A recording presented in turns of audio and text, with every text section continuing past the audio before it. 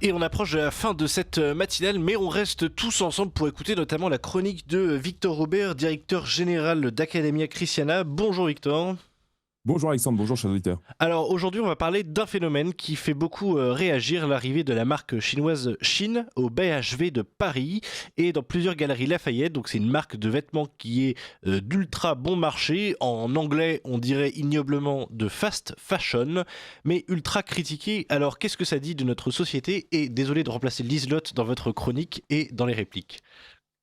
Eh bien, ça dit tout, cher Alexandre, parce que Chine, ce n'est pas simplement une marque de vêtements, c'est un symptôme qui dit beaucoup de notre société, parce que notre société a vendu sa beauté, a vendu son originalité, a vendu son travail, a vendu sa dignité, a vendu sa santé même, tout ça pour un t-shirt, une fripe à moins de 3 euros. Alors peut-être développer un petit peu pour nos auditeurs qui ne connaîtraient pas Shein.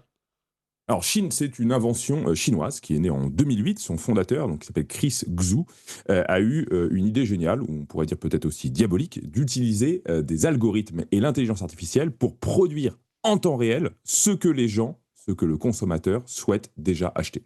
Donc, le résultat, c'est que Chine produit à peu près 7000 nouveaux articles par jour qui sont fabriqués dans des usines quasiment invisibles, parfois par des ouvriers qui sont payés à la pièce, jusqu'à 75 heures par semaine.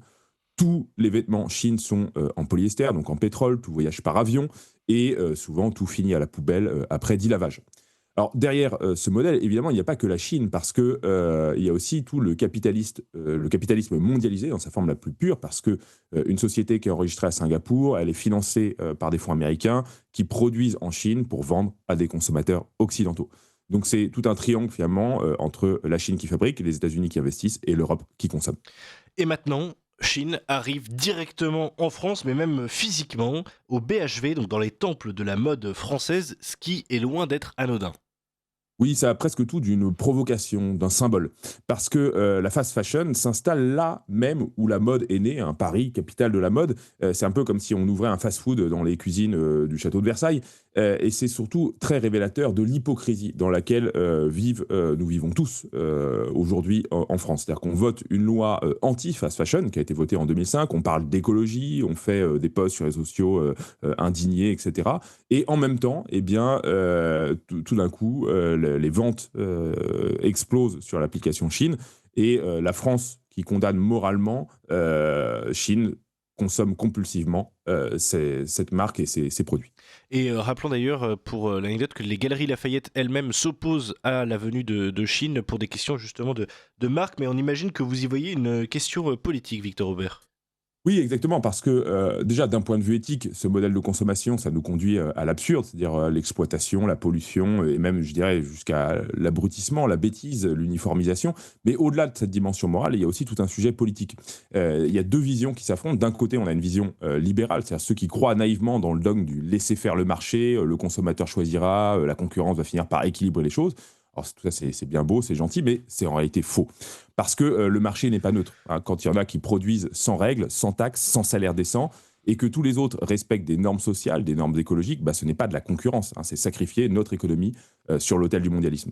La semaine dernière, je faisais ma chronique sur le souhait d'un allègement sur les charges des salaires pour permettre de lutter contre la faillite du petit commerce dans la France périphérique. Mais aujourd'hui, je vais faire l'éloge justement du protectionnisme économique qui permettrait de sauver ce qui reste de l'industrie textile européenne, qui n'est malheureusement déjà plus française. Alors, on peut être pour être l'allègement des taxes sans être un libéral, hein. Tout est une question d'orientation, de sens, hein. Si nous voulons que l'Europe puisse permettre à ses peuples de garder une certaine forme d'autonomie par rapport à son destin, eh ben, il n'y a pas d'autre choix que de faire preuve de volonté politique, et ça s'appelle le protectionnisme. C'est-à-dire c'est le devoir des gouvernants d'assurer une autorité qui sera au service du bien commun. Le libéralisme, c'est juste une abstraction philosophique, c'est presque quasiment religieux, hein. Au nom du dogme de la neutralité, eh ben, on devrait tout tolérer, hein. Au prétexte que chacun est libre de ses choix, on pourrait tolérer que des esclavagistes modernes, hein, agissent dans un cadre totalement dérégulé et puissent écouler leurs marchandises dans des pays où le marché est surréglementé. Donc, selon vous, dans une logique qui serait protectionniste, que d'ailleurs d'aucuns qualifieraient de souverainiste, eh bien Chine ne devrait même pas être autorisée à s'installer. Non, bien sûr que non, hein. Dans un monde sain, Chine serait tout simplement une entreprise interdite en Europe. Tout simplement parce que cette entreprise détruit la dignité du travail humain, parce qu'elle déverse des millions de tonnes de plastique dans la nature, parce qu'elle remplace la beauté et la qualité par le règne de la quantité, parce qu'elle rend idiot tout simplement celui qui achète ces vêtements qui sont du consommable. Hein, le devoir du politique, c'est de protéger son marché, c'est là même sa raison d'être. Hein. Et c'est ce qu'ont fait les États-Unis, c'est ce qu'ont fait le Japon avant de devenir puissant. Hein, ils ont protégé leur industrie, ils ont protégé leurs frontières. Donc aujourd'hui, autoriser Chine, hein, c'est comme si on autorisait un combat de boxe sans tenir compte des catégories de poids. C'est comme si on autorisait un athlète dopé à courir dans une compétition réservée aux unijambistes. Hein, on tue nos entreprises françaises en leur surimposant des normes absurdes et on laisse en même temps s'installer dans nos magasins des profiteurs éhontés.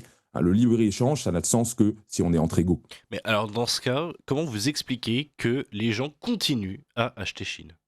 Mais parce que je crois que Chine, finalement, c'est le miroir de notre époque. Hein. C'est finalement le symbole du plaisir immédiat, du pas cher, du jetable. C'est la société du désir qui est entretenue par la publicité permanente.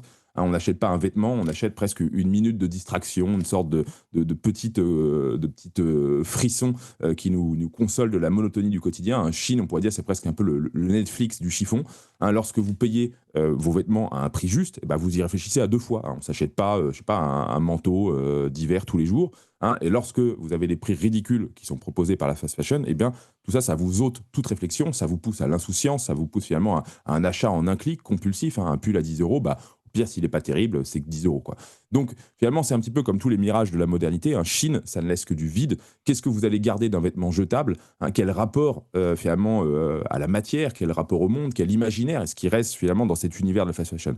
J'avais une grand-mère qui cousait elle-même les vêtements que ma mère portait quand elle était enfant. Mes oncles m'ont toujours raconté qu'ils portaient plusieurs années de suite le même pull rapiécé qui se transmettait de génération dans la fratrie.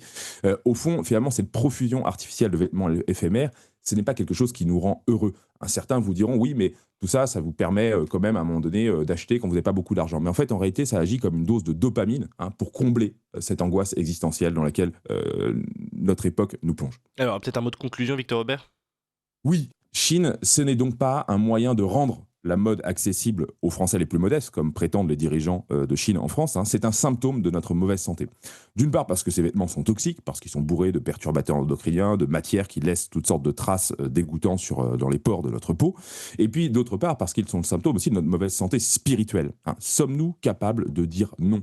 Sommes-nous capables de préférer la beauté à la vitesse, la qualité à la quantité, le durable à l'éphémère, la saine frustration face à ce désir insatiable qui est en permanence entretenu par la publicité? Pour moi, c'est la question du siècle. Parce que si nous ne savons plus dire non, si nous ne savons plus poser des limites, alors nous allons continuer en permanence à nous enfoncer dans un mal-être profond qui est celui de notre époque, c'est-à-dire l'époque de l'opulence, d'une opulence qui stérilise les âmes.